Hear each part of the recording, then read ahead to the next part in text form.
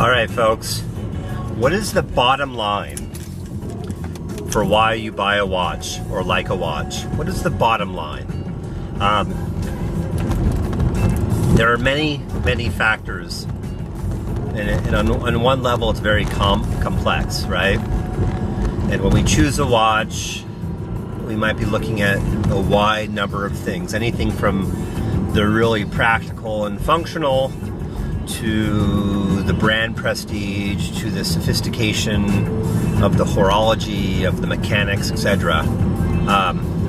But, you know, I mean, let's not forget that a $100, $150 watch is all the practicality we ever need, right?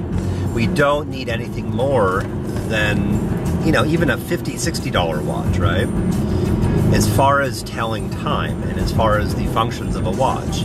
I imagine that you can get a watch for under $100 that can do anything that more expensive watches can do, as far as pure functionality. So obviously there's something else going on there. Obviously the reason we spend hundreds or thousands or tens of thousands or hundreds of thousands of dollars on watches is something else, right? And you know, it could be an interesting thing to do a detailed study of this. Now, of course, the problem is that it requires a lot of honesty on one's part. One has to really be honest with oneself first and foremost. Like, why do I buy these watches? Why do I like what I like? Why does this brand appeal to me and this other brand doesn't? It's an interesting thing, and I'm sure that some companies have done these studies, you know, brand loyalty and all that, because if you're running a big company, you want to know why, you know, people are drawn to this or that brand, or, you know, why your product is more or less popular than other products, etc. But I'm asking the viewers of this, what is the bottom line for you? Why do you like the watches you like? Why do you purchase the watches you like? Why do you spend so much of your money on these watches? Archie likes to say that it's got to hurt. For it to be a true luxury watch, it's got to hurt. Now, of course, this is nonsensical for a couple of reasons. One of which is that hurting depends upon the individual in terms of their personal finances. For one person, a $300 watch hurts. For another, a $30,000 watch hurts. Very, very wealthy people, just about no watches hurt. So are those no longer true luxury watches? Rafael Nadal wears watches that are $100,000 or more when he plays tennis. I imagine $100,000 doesn't really hurt him. You know, he makes tens of millions a year in endorsements and in winning fees, participation fees. So is that not true luxury then? That would seem kind of ridiculous. But regardless,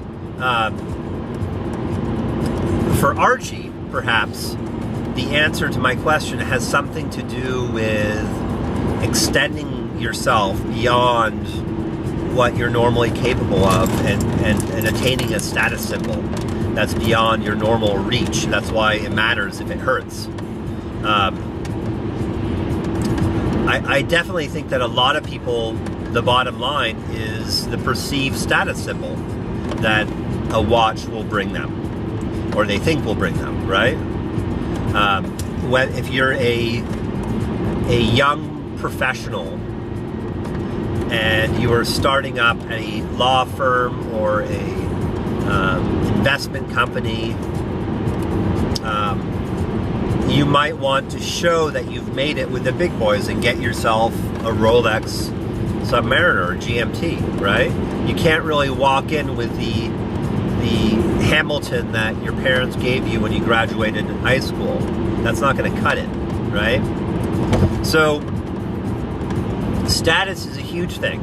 Or if you're a working class guy and you want to show that you've worked hard and you've worked beyond maybe what your peers have done, or that you're on equal footing with people with more money, so maybe you buy that more expensive watch. Maybe you buy that Rolex or that Omega or that Breitling or that Panerai, and it's sort of like, you know, you've made it. You're successful in the field that you work in.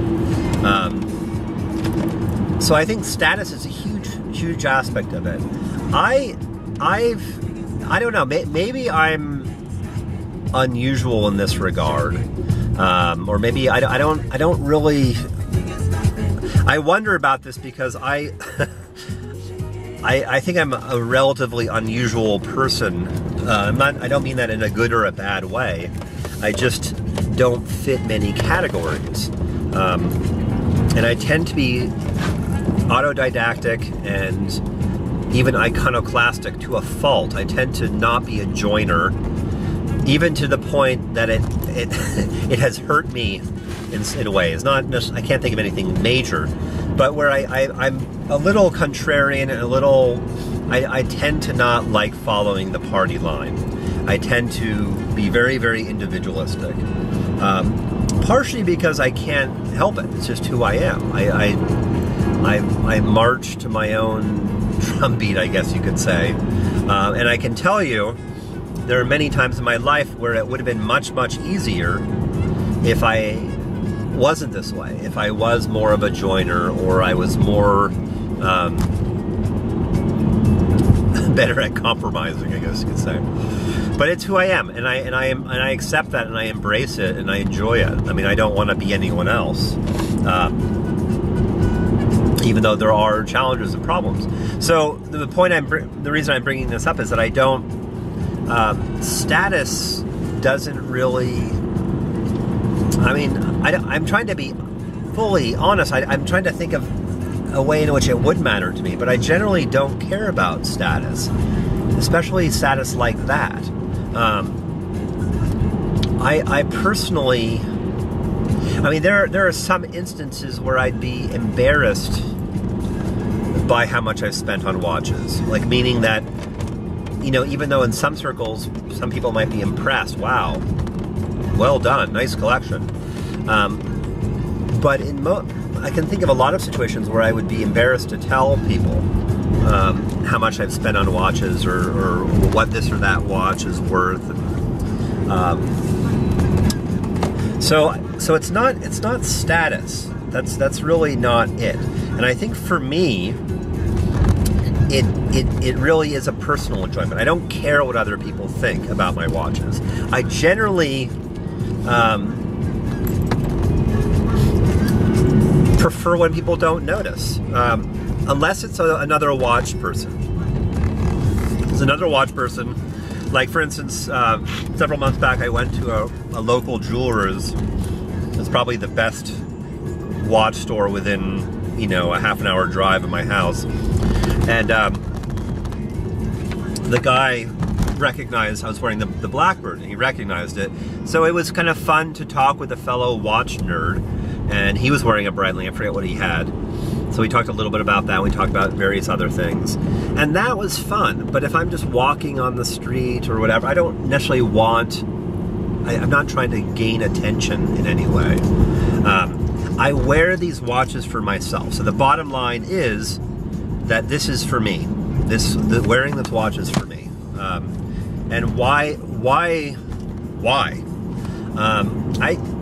You know, of course, being, you know, being a psychologist, therapist, counselor, however you want to phrase it, I'm very cognizant of the fact that we don't always know our motives, and that sometimes what we think we know is actually a mask for something deeper.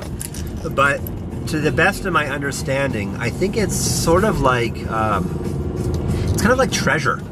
You know when you're like a little kid, you have a box of little treasures, whatever they may be. It might be your favorite toys, it might be like stones that you found, or crystals. I was really into crystals for a while. I liked collecting different stones. And I had a collection at one point of different stones, and they were like my treasures, my precious, the Gollum. And I've always liked little objects that are really beautiful. I was really into, for a while, the metal figures that you use in games like Dungeons and Dragons. They're these some of them are actually quite impressively sculpted. These little teeny figures, usually about this big, although you can get much larger ones. And they're made out of pewter or lead. I don't know if they make them out of lead anymore. I think that was more in the 70s. But they're made out of pewter. Sometimes they're made out of a resin when they make really big ones, and they don't want them to be too heavy. But the metal ones in particular, there's something really precious and cool about them, you know? And, you know, these little warriors or wizards, and it was just kind of like a man toys, not even man.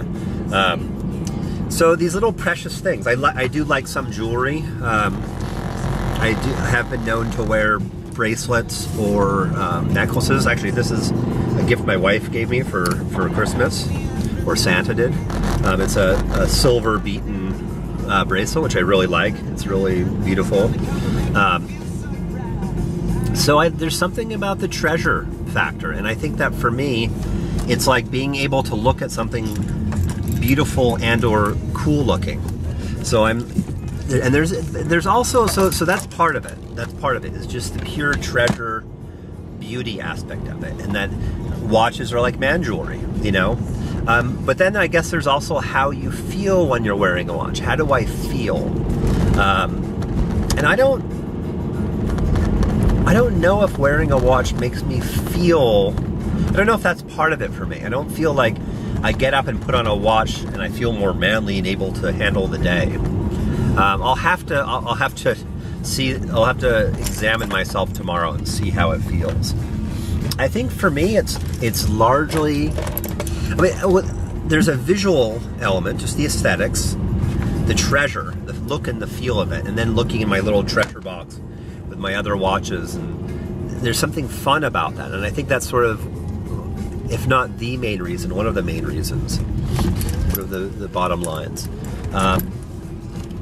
I think there's also something about the horology, the fact that this is now an outdated technology. It's no longer needed or required, yet it represents a sort of human accomplishment. That, I mean, what an amazing thing that watches, these little machines were made a few hundred years ago. I think in the 1700s were the first watches, if not further back than that.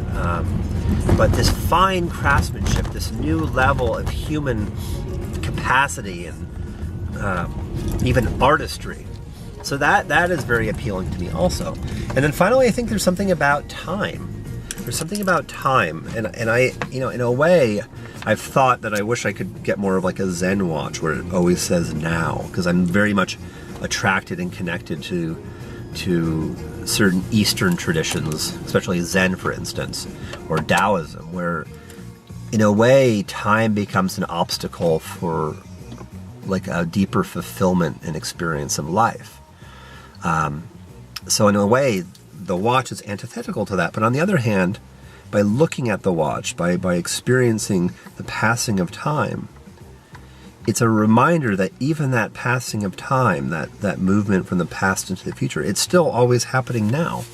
So it's almost the opposite, but the mirror reflection of the nowness. Having that dial, having that sense of time, having that movement on your hand.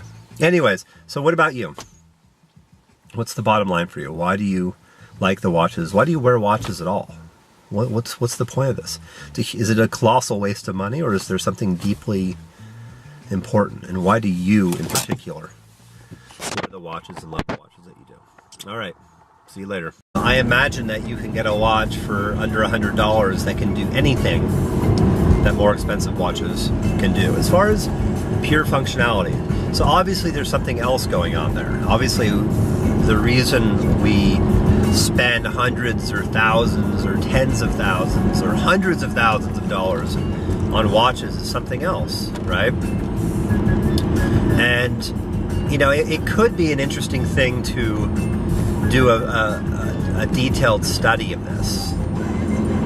You know, people are drawn to this or that brand, or, you know, why your product is more or less popular than other products, etc. But I'm asking the viewers of this, what is the bottom line for you?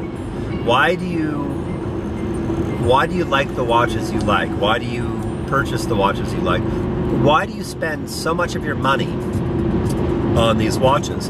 Archie likes to say that it's got to hurt. For it to be a true luxury watch, it's got to hurt. Now, to the sophistication of the horology, of the mechanics, etc.